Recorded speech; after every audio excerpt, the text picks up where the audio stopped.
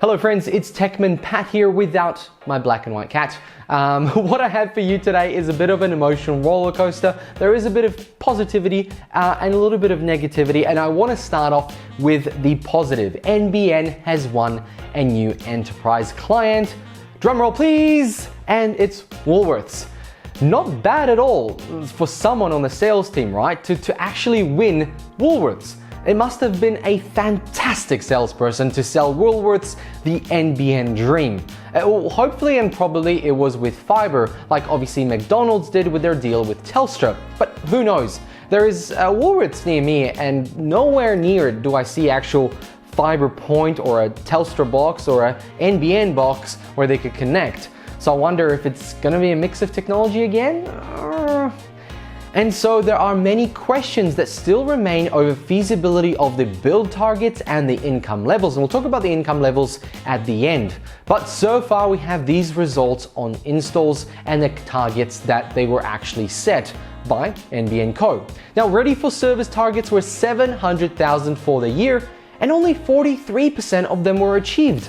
And the actual target for activated services was 200,000 for the whole year, and only 38% of them were actually achieved. Now, in amongst that, NBN Co has revealed its first actual cost per premises for the fiber to the curb portion of the network, coming in at 3,058 Australian dollars. Now, that CPP forecast for fiber to the curb has steadily risen since the technology was first announced, starting at about 2,800 per premises in the early trials before moving to 2,900, 3,000, and now slightly above that. Now, $58 doesn't seem like much, but when you've got 700,000 premises as a target to hit, 58 times 700,000 is a little bit more than you'd expect. And it's not a fast step to install the fiber. In fact, there are cases that fiber can even cost less than that, as seen by some posts on Whirlpool in select situations when actual homeowners have gone out to get a quote from NBN Co by paying $600 to find out if they can install fiber instead of the fiber to the node they might have, or even curb.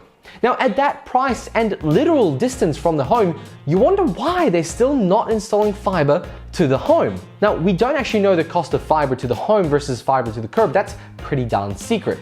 Now, the higher build costs are in part the result of additional complexity. NBN Co said last year that it had encountered with fiber to the curb access technology, which is another band-aid for fiber to the node itself, the whole system.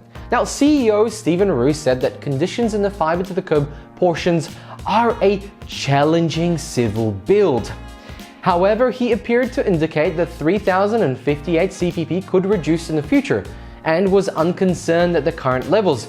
But I have a feeling that it's going to creep up very slowly the longer the build goes on for.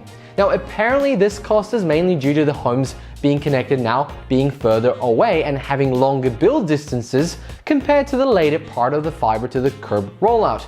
It's still a half-cooked grenade, but basically he's saying that we're doing the long distance build first, and then as we get to the shorter ones, it'll be a bit cheaper. It's kind of fudging the numbers in my opinion. Now, NBN Co missed its fiber to the curb build targets by a substantial amount in the last financial year, as shown before. That led to a downgrade in targets for future years, including this year itself.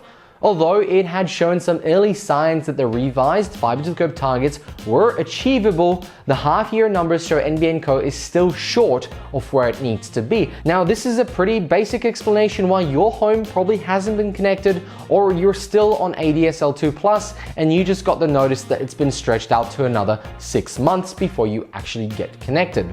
Now, by the end of December 2018, it had 300,000 fiber to the curb premises ready for service. Like I mentioned before, its full-year targets were 700,000, where they only just hit 43% of that. Now, fiber to the curb is just not hitting its stride. It feels like another half-assed excuse to not do full fiber. Sure, fiber would have taken longer, but at least by now, a new home connected would be a good income source for NBN Co. And yes, we're going to talk about revenue very quickly. NBN Co said today it managed to do a revenue of $1.3 billion in the 6 months to December 31st, last year. Now I'm kind of questioning why I didn't mention the whole year, but I guess it's a bit of like, well, maybe the first year was really crappy and then it ramped up. But the average revenue per user was up slightly at $45. So next time you look at your own bill, know that around $40 to $45 goes to NBN Co for the service. Now, first of all, do you think NBN Co should lower the price of how much they take from telcos when they resell it? Or do you think NBN Co will ever be profitable? And are you using fiber to the curb? Let us know in the comments below how that is performing for you. I would love to know, and I'll chat to you guys in the comments. Thank you very much for watching. Like, subscribe. Let me know what you think about this whole situation or about my video. And guys, check out my other videos. I do a lot of technology stuff. I do a lot of videos about NBN and a whole bunch of other stuff that you might enjoy. And I'll catch you in another video. Thanks for joining us. Bye.